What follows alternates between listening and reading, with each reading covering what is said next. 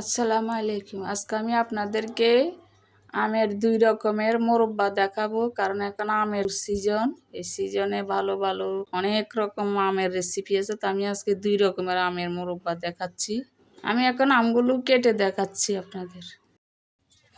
তো আমি আমগুলোকে ভালো করে পরিষ্কার করে দুইভাবে করছি, কারণ আমের আটিগুলা খুব শক্ত হয়ে গেছে, আর একটু নরম থাকা অবস্থা করতে হয়। আমি করব করে দেরি হয়ে গেল, এখন তো আমের আটি শক্ত হয়ে যাচ্ছে।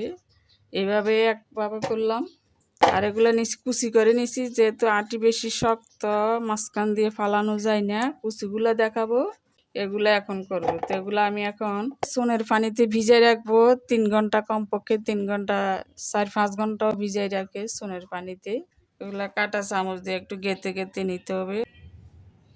তো আমি এখানে চুন আনছি ছোট চামচের অর্ধেক দিয়ে, যেহেতু আম এখানে 2টা আম, বেশি না।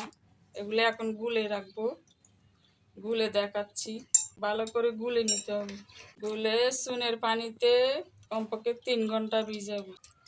এই চুনগুলাকে ভালো করে গুলতে হবে, চুনের টকটাও যাবে, আবার আমগুলা একদম শক্ত থাকবে, বলবে না। এই 2টা কাজ করে চুনের কাজ। অনেকে লবণ পায় না, লবণ পানি দিলে নরম হয়ে যায়। এখন এই চুনের পানিতে এগুলা কমপক্ষে আমি 2 ঘন্টা 2.5 ঘন্টা ভিজাই রাখবো। কুচানোগুলো আর গোটাগুলো আরো বেশি রাখতে হবে। এটাও একটু দেখাই, এইভাবে কুচি কুচি করে করতে হবে আমাকে। চুনের পানিতে ভিজায় এগুলো কমপক্ষে 3 ঘন্টা রাখতে হবে, টক যাবে এবং আমগুলা যখন সিদ্ধ করতে দেবে একদম শক্ত থাকবে। এইবার এগুলো এখন চুনের পানিতে দিব, চুনের পানিতে ভিজাই নিচ্ছি এগুলা। প্রায় 3 ঘন্টা হয়ে গেছে, দেখছেন পানিগুলা কি ঘোলা হয়ে গেছে, যে টকটা টেনে ফেলছে। এটা যত রাখবেন তত ভালো। এগুলো এখন ভালো করে ধুতে হবে, কারণ চুনের জিনিস পেটে গেলে আবার সমস্যা হয়ে যাবে বেশি। আর এগুলা যেগুলা কুচি করছি এগুলাও দেখছেন পানি ঘোলা হয়ে গেছে। এগুলো এখন ভালো করে পরিষ্কার করে ধুয়ে পানি ঝরাই নিমু। তো আমি ধুয়ে পরিষ্কার করে পানি ঝরাই নিলাম। এখানে আমি চুলাটা জ্বালাই দিচ্ছি। এখানে আমি 1 কাপ চিনি দিই। এখানে মোট 1.5 কাপ চিনি লাগলো। পানি দিব অল্প। আমি এখানে আমার গরম পানি আছে, 1.5 কাপ চিনিতে আমি 1 কাপের মতো পানি দিছি।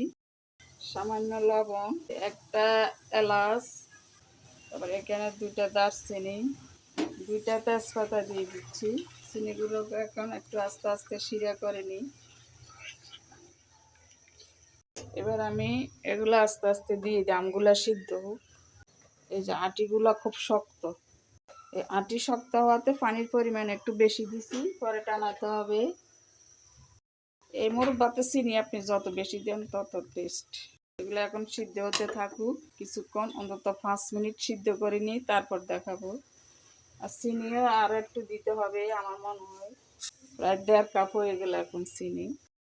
এটা সিদ্ধ হতে হতে আমি ওগুলাও রেডি করি। একটু ভিনেগার দেব 2 টেবিল চামচ। আমি এখানে একটু লেবুর রস দিই, এগুলো সুন্দর হবে কালার। একদম ক্যারামেল হয়ে চুলাটা বন্ধ করে দেব, টেনে যাবে। সুন্দর কালার এসে, কোনো কালার দেওয়া লাগে না, বুঝছেন। অনেকে তো কালার দেয়, হলুদ দেয়, ওইটা দেয় সেটা দেয়, কিছু দেওয়ার প্রয়োজন নেই। সুন্দরভাবে কালার এসে গেছে। আরেকটা প্রসেস দেখাই আপনাদেরকে। মোরব্বার উপরে যে একটা দেয়, এগুলাকে আইসিং সুগার বলে। তা আমি এগুলাকে এখন এগুলার মধ্যে 1 চামচ কর্নফ্লাওয়ার দিয়ে ব্লেন্ড করে নেব। তো এগুলা মোরব্বার উপরে ছিটি দেব, দেখতে সুন্দর লাগবে। তো এগুলো এখন আমি ব্লেন্ড করে নিচ্ছি। এগুলো এখন রাখবেন যে কোনো মিষ্টি খাবারে, উপরে ছিটি দিলে দেখতে সুন্দর লাগে। এই আপনাদেরকে আজকে অনেক প্রসেস দেখালাম। তো এটা যত ঠান্ডা হবে তত কালারটা সুন্দর হবে, গাঢ় হবে। ঠান্ডা হলে তারপর পরিবেশন করে দেখাবো। তো আমি আর বাকি যেগুলো আছে এগুলা তৈরি করি, একটু পানি দিচ্ছি, এখানে চিনি দিচ্ছি, কিন্তু চিনি আরও লাগবে, এখন অল্প দিয়ে শুধু শিরাটা রেডি করব। এখানে একটা দারচিনি, একটা এলাচ, একটা তেজপাতা দিয়ে শিরাগুলো রেডি করি। তো এখানে শিরাগুলো হয়ে যাচ্ছে। এখানে চিনি আরো 1 কাপ লাগবে, তা আমার চিনি পরে নিয়ে আসি, দেবো আমি শুধু এখন। আমি এখানে ভিনেগার দিয়ে দিচ্ছি আমার আন্দাজ মতে 2 চামচ। এবার আমগুলো নিয়ে সিদ্ধ করে রাখবো। এখানে আমি ভিনেগার দিয়ে সিদ্ধ করে নিই, তা নষ্ট হবে না। পরে আবার যখন আমি চিনি নিয়ে আসি আবার পরে ভালো করে সিদ্ধ করবো। এখন শুধু একটা বলক নিয়ে রেখে দিব। চিনিটা দিয়ে দিচ্ছি। এখানে আর কোনো কাজ নাই, এখন শুধু নেড়ে চেড়ে একটু পানিটা টেনে দিলে নামিয়ে ফেলবো। এটা আমি এখন পানিটা টানলে নামিয়ে ফেলবো। আমার হয়ে গেল আমের মোরব্বা, কুচি আমের মোরব্বা। দেখছেন এগুলা সলা সলা থাকে। আর আমি যে আইসিং সুগারটা করলাম, এইটা এখন উপরে ছিটিয়ে দিলাম সৌন্দর্যের জন্য।